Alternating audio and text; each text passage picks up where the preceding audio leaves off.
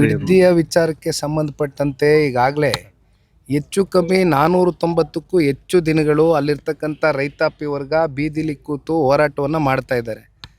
ಅದರಲ್ಲಿ ವಯಸ್ಸಾಗಿರ್ತಕ್ಕಂಥವರು, ಹೆಣ್ಮಕ್ಳು, ಯುವಕರು, ಸಣ್ಣ ಮಕ್ಕಳುಗಳು ತಮ್ಮ ಫಲವತ್ತಾದಂಥ ಪಿತ್ರಾರ್ಜಿತ ಆಸ್ತಿಯನ್ನು ಉಳಿಸ್ಕೊಳ್ತಕ್ಕಂಥದ್ದಕ್ಕೆ ಹೋರಾಟ ಏನು ಕಟ್ಟಿದ್ದಾರೆ ಅಂಥವ್ರ ಮೇಲೆ ನಿನ್ನೆ ಅಧಿಕಾರಿಗಳು ಬಹುಶಃ ಸರ್ಕಾರ ಆದೇಶ ಹೊರಡಿಸಿರ್ತಾರೆ. ಇಲ್ಲಾಂದ್ರೆ ಅಧಿಕಾರಿಗಳು ಯಾಕೆ ಬರ್ತಾರೆ? JMC ಮಾಡೋಕ್ಕೆ ಬಂದಂಥ ಸಂದರ್ಭದಲ್ಲಿ ರೈತರು ಏಕಾಏಕಿ ಆಕ್ರೋಶಭರಿತರಾಗಿ ಕೈಯಲ್ಲಿ ಪೊರ್ಕೆಯನ್ನು ಇಟ್ಕೊಳ್ತಕ್ಕಂಥ ಒಂದು ಸನ್ನಿವೇಶ ಸೃಷ್ಟಿಯಾಗಿದೆ. ಅಂದರೆ ಇದಕ್ಕೆ ನೇರ ಹೊಣೆ ರಾಜ್ಯ ಸರ್ಕಾರ ಜೊತೆಯಲ್ಲಿ ಅಲ್ಲಿರ್ತಕ್ಕಂಥ ಚುನಾಯಿತಿ ಪ್ರತಿನಿಧಿಗಳು.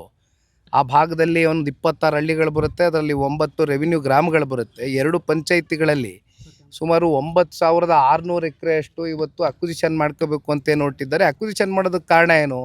ACT ಮಾಡ್ತೀವಿ, ಸ್ಮಾರ್ಟ್ ಸಿಟಿ ಮಾಡ್ತೀವಿ ಅಂತಾರೆ. ಇಲ್ಲಿ ರೈತರು ಹೇಳ್ತಾಯಿದ್ರು, ನಮಗೆ ಗೊತ್ತಿಲ್ಲ, ಒಂದಷ್ಟು ಸರ್ವೆಗಳು ನಡೀತಾ ಇದೆ ಇಲ್ಲಿ. ಈಗಾಗಲೇ ಇಲ್ಲಿ ಲಕ್ಷಾಂತರ ಎಕರೆಗಳು ಅಕ್ವಿಸಿಷನ್ ಆಗೋಗಿದೆ. ಆದರೆ ಯಾಕೆ ಅಕ್ವಿಸಿಷನ್ ಮಾಡಿದ್ದಾರೆ KIDB? ತದನಂತರ ಇಲ್ಲಿ ಯಾವುದಾದ್ರೂ ಇಂಡಸ್ಟ್ರಿಗಳು ಬಂದಿದೆಯಾ ಅಥವಾ ಏನಾದರೂ ಇಲ್ಲಿ ಗೂಳೆ ಹೋಗ್ತಕ್ಕಂಥ ಜನಗಳಿಗೆ ತಡೆ ಆಗ್ತಕ್ಕಂಥದ್ದಕ್ಕೆ ಯಾವುದಾದ್ರೂ ಕಾರ್ಯಕ್ರಮಗಳು ಸರ್ಕಾರಗಳು ರೂಪಿಸಿದೆಯಾ ಅಂತಕ್ಕಂಥದ್ದು ಕೇಳಿದಾಗ ಏನೂ ಮಾಡಿಲ್ಲ. ಇಲ್ಲಿ ಲಕ್ಷಾಂತರ ಎಕರೆ ಈಗ ಅಕ್ವಿಸಿಷನ್ ಆಗಿರ್ತಕ್ಕಂಥ ಜಮೀನು ಹಂಗೆ ಪಾಳು ಬಿದ್ದಿದೆ ಕಣ್ಮುಂದೆ. ಈಗ ಫಲವತ್ತಾದಂಥ ಜಮೀನಿಗೆ ಕೈ ಹಾಕ್ತಕ್ಕಂಥ ಅಗತ್ಯತೆ ಇದೆಯಾ? ಅಲ್ಲಿರ್ತಕ್ಕಂಥ ರೈತರ ಕೂಗಿಷ್ಟೇ. ಈಗ ಪರಿಸರ ನಾಶ ಆಗ್ತಾಯಿದೆ, ಪರಿಸರ ಹಾಳು ಮಾಡ್ತಾ ಇದ್ದಾರೆ ಅಂತಕ್ಕಂಥದ್ದು ಕೇಂದ್ರದಲ್ಲಿರ್ತಕ್ಕಂಥ ಅಲ್ಲಿ ಕಾಂಗ್ರೆಸ್ನ ಏನೊಂದು LOP ಲೀಡ್ರ್ ಇದ್ದಾರೆ, ರಾಹುಲ್ ಗಾಂಧಿರವರು.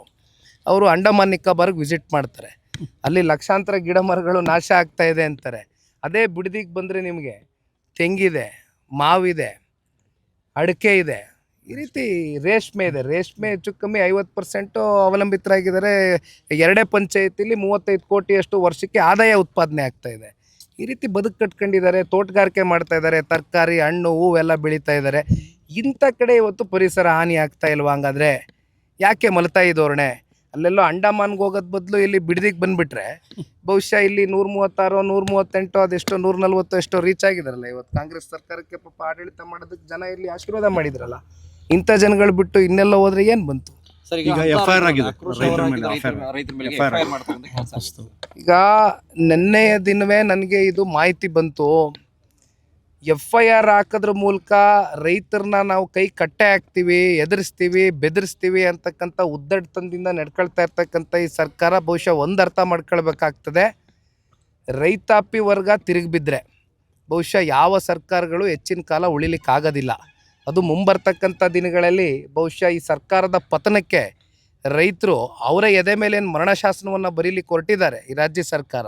ಅದರ ವಿರುದ್ಧವಾಗಿ ರೈತರು ಧ್ವನಿ ಎತ್ತಕ್ಕಂಥದ್ದು. ಅದರ ಜೊತೆಯಲ್ಲಿ ಇವತ್ತು ಜನತಾದಳ ಪಕ್ಷನ ನಾನೊಂದು ಮಾತು ಹೇಳ್ತೀನಿ. ಬಿಡದಿ ವಿಚಾರ ಬಗ್ಗೆ ಬಹುಶಃ ಇತ್ತೀಚಿನ ದಿನಗಳಲ್ಲಿ ನೀವು ನೋಡಿರ್ಬೋದು, ಭಾಳ ಸಂಘಟನೆಗಳು ಅವರು ಇವರು ಎಲ್ಲ ಭಾಳ ಭೇಟಿ ಕೊಟ್ಟು ಜೊತೆಲಿದ್ದೀವಿ ಅಂತಕ್ಕಂಥದ್ದು ಹೇಳ್ತಾ ಇದ್ದಾರೆ. ಅದನ್ನು ನಾವು ಸ್ವಾಗತ ಮಾಡ್ತೇವೆ.